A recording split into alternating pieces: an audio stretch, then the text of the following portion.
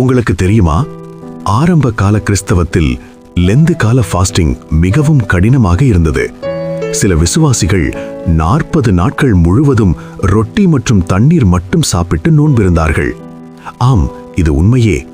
அவர்கள் ஏன் இப்படி செய்தார்கள் தெரியுமா?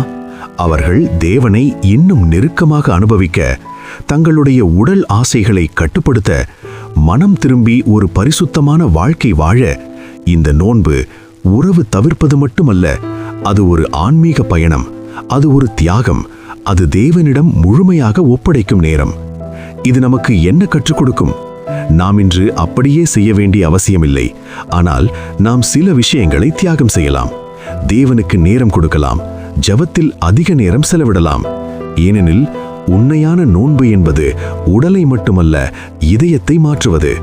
இந்த லெந்து காலத்தில் சிறிய தியாகங்களிலிருந்து தொடங்குங்கள். அது உங்கள் வாழ்க்கையை பெரிய மாற்றத்திற்கு கொண்டு வரும்.